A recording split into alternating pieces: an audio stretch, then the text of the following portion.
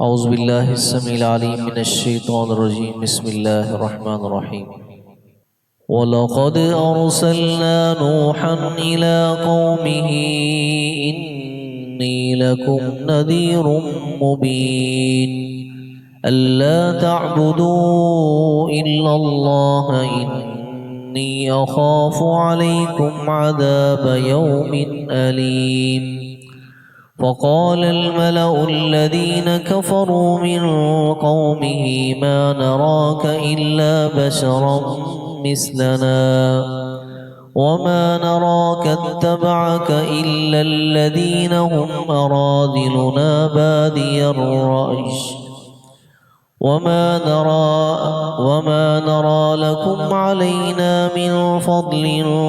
بل نظنكم كاذبين وما نرى لكم علينا من فضل بل نظنكم كاذبين قال يا قوم أرأيتم إن كنت على بينة من ربي وآتاني رحمة من عنده فعميت عليكم أنلزمكموها وأنتم لها كارهون ويا قوم لا أسألكم عليه مالا إن أجري إلا على الله وما أنا بطارد الذين آمنوا إنهم ملاقو ربهم ولكني أراكم قوما تجهلون۔ اب یہاں سے اللہ تعالی سابقہ اقوام اور اپنے پیغمبروں کا ذکر کر رہے ہیں،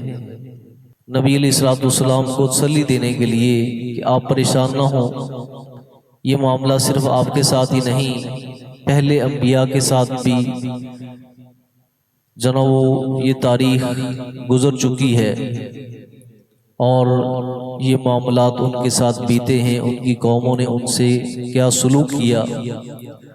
تو سب سے پہلے اللہ تعالیٰ نے آدم ثانی حضرت نوح علیہ السلام کا ذکر کیا ہے، فرمایا وَلَقَدْ أَرْسَلْنَا نُوحًا إِلَىٰ قَوْمِهِ، اور تحقیق ہم نے بھیجا نوح علیہ السلام کو ان کی قوم کی طرف، جنہوں نے آ کر ان کو بتایا اِنِّي لَكُمْ نَذِيرٌ مُّبِينٌ، بے شک میں تمہارے لیے صاف ڈرانے والا، ہوشیار کر دینے والا ہوں۔ اللہ تعبدوا الا اللہ، کہ تم مت عبادت کرو مگر اللہ تعالیٰ کی، اللہ کے سوا کسی کی بات نہ کرو۔ اب یہ ہر ایک پیغمبر کی دعوت تھی، ہر ایک پیغمبر کی بنیادی دعوت تھی کہ لا الہ الا اللہ، کہ اللہ کے سوا کوئی معبود برحق نہیں، اللہ تعبدوا الا اللہ، اس کے سوا کسی کی پوجا نہ کرو۔ انی اخاف علیکم عذاب یوم علیم، بے شک میں تم پہ ڈرتا ہوں دردناک دن کے عذاب سے، مجھے خدشہ ہے کہ ایک دن تم پہ آئے گا تمہیں اس کی بہت تکلیف ہوگی، جو تم توحید کو چھوڑ بیٹھے ہو اور شرک کو تم نے اپنا لیا ہے، اور اس کی وجہ سے تمہارے اندر بے پناہ قباحتیں پیدا ہو چکی ہیں۔ تو بنیادی چیز عقیدہ ہوتا ہے، انسان کا اخلاق دیکھنا ہو تو وہ اس کی بنیاد بھی انسان کا عقیدہ ہوتا ہے، جیسے اس کے عقائد اور نظریات ہوں گے ویسے ہی انسان کا اخلاق ہوتا ہے۔ تو کہا کہ مجھے خدشہ ہے تم پہ کہ بڑے دردناک دن کا عذاب تم پہ آئے گا اگر تم نے یہ روش نہ چھوڑی۔ آگے قوم نے جو نا وہ 3 وجوہات بیان کی کہ ہم کیوں نہیں مانتے، ہم کیوں نہیں ایمان لاتے، اور یہ تینوں وجوہات کی بنیاد ان کا تکبر تھا، کیونکہ تکبر ایک ایسی چیز ہے جو انسان کے رستے میں، ہدایت کے رستے میں رکاوٹ بن جاتی ہے، اور جو شخص جس میں تکبر نہیں وہ ہر قسم کی حقیقت کو قبول کر لیتا ہے، اور جس میں تکبر ہو وہ کہے گا کہ حقیقت وہی ہے جو میں ہوں، حقیقت وہی ہے جو میرا نظریہ ہے، جو میرا عقیدہ ہے، جو میری سوچ ہے۔ تو اس لیے کہنے لگے فقال الملأ الذین کفروا من قومی، تو کہا سرداروں نے الذین کفروا من قومی، جنہوں نے کفر کیا تھا ان میں سے، ان کی قوم میں سے، ان سرداروں نے کہا نمبر 1 ما نراک الا بشرا مثلنا، کہ ہم نہیں دیکھتے آپ کو مگر آپ انسان ہیں مثلنا، ہمارے جیسے، جیسے آپ انسان ہیں، جیسے ہم انسان ہیں ویسے آپ انسان ہیں، ہمارے بیچ میں اور آپ کے بیچ میں کوئی فرق کیا ہے؟ تو یہ فضیلت تمہیں کیوں ملی؟ ہم نہیں مانتے، ہمیں کیوں نہیں ملی؟ اور یہی چیز قرآن مجید نے سورہ الفرقان میں بیان کی ہے کہ کفار مکہ نبی علیہ السلام کو کہنے لگے مالی ھذا الرسول یاکل الطعام ویمشی فی الاسواق،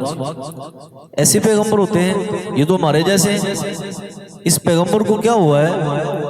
یاکل الطعام، یہ ہماری طرح کھانا بھی کھاتے ہیں، ویمشی فی الاسواق، بازاروں میں بھی ہماری طرح چلتے ہیں۔ تو لولا انزل ھذا القرآن علی رجل من القریتین عظیم، یہ قرآن مجید طائف اور مکہ کے کسی 2 سرداروں پہ نازل کیوں نہیں ہوا؟ آپ پہ کیوں نازل ہوا؟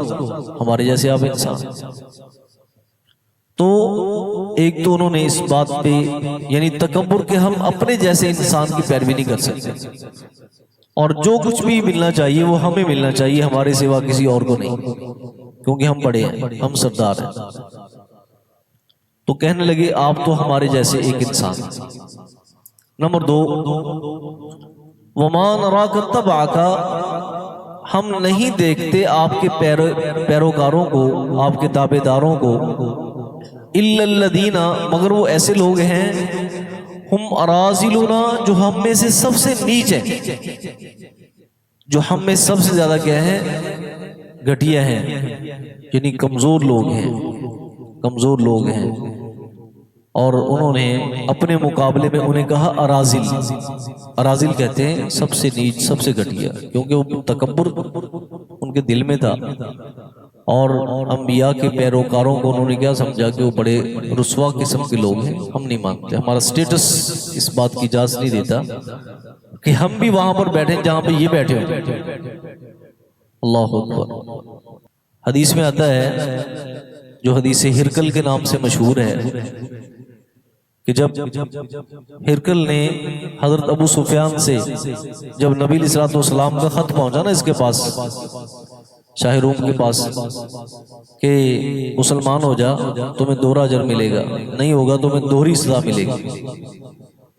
تو اس نے کہا کہ دیکھو کہ عرب کے تاجروں میں سے ہماری منڈی میں کوئی آیا ہو تو اسے لے کر آؤ۔ تو ان دنوں میں حضرت ابو سفیان مکے سے قافلہ لے کر تجارت کا وہاں پہ پہنچے ہوئے تھے، تو ان کو لایا گیا۔ تو اس سے ہرقل نے بہت سارے سوالات کیے تھے، ان میں سے ایک سوال یہ تھا کہ وہ جس پیغمبر نے نبوت کا دعویٰ کیا ہے اس کے پیروکار کیسے لوگ ہیں، طاقتور ہیں یا کمزور؟ تو ابو سفیان رضی اللہ عنہ نے جواب دیا کہ کمزور لوگ۔ تو کہنے لگا انبیاء کے پیروکار ایسے ہی ہوتے ہیں، انبیاء کے پیروکار ایسے ہی ہوتے ہیں، حضور کے ساتھ ایمان لانے والے حضرت بلال رضی اللہ تعالیٰ، حضرت خباب رضی اللہ تعالیٰ، حضرت عمار بن یاسر، پوری فیملی جو بنو مخزوم قبیلے کی غلام تھی، کمزور لوگ۔ تو یہ کہنے لگے کہ ہم اراذلون، کہ آپ کے پیروکار تو ہم میں سے بہت نیچ قسم کے لوگ ہیں۔ نمبر 1 بادی الرأی، اور موٹی سمجھ والے،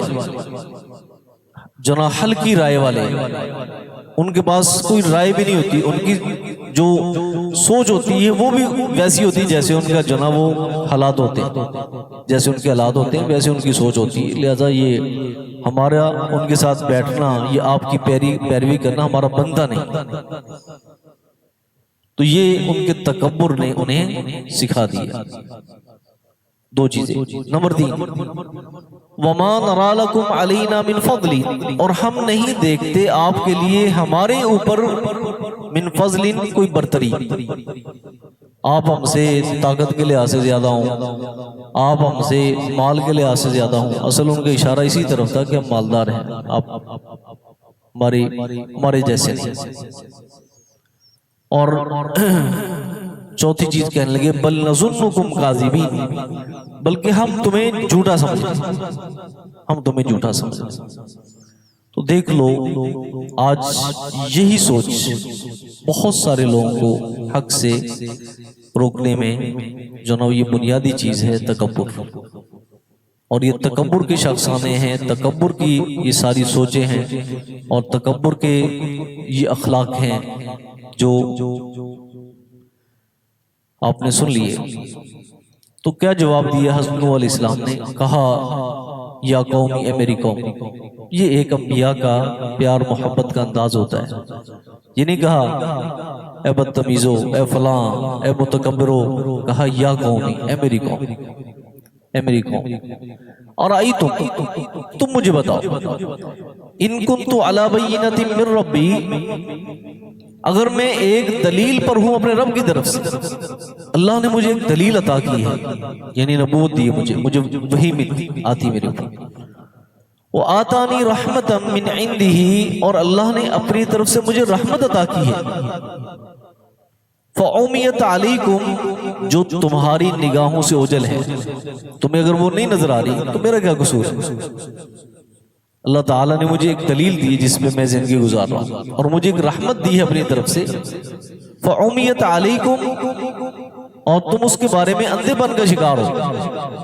جو تمہاری نگاہوں سے اوجھل ہے، انلزمکموہا، کیا میں زبردستی تم پہ لازم کر دوں گا اسے؟ میں تمہیں زبردستی جو نا وہ ایمان نہیں دے سکتا کہ تمہارے گلے میں باندھ دوں، تمہارے دلوں میں ٹھونس دوں، ایسا نہیں ہو سکتا۔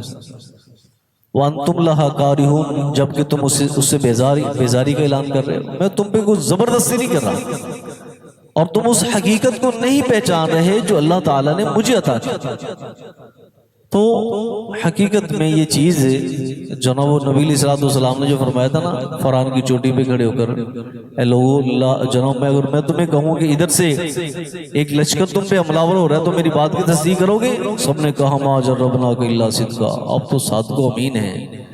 اب اسی قوم کا اخلاق اسی لمحے جو نا وہ تبدیل ہو گئے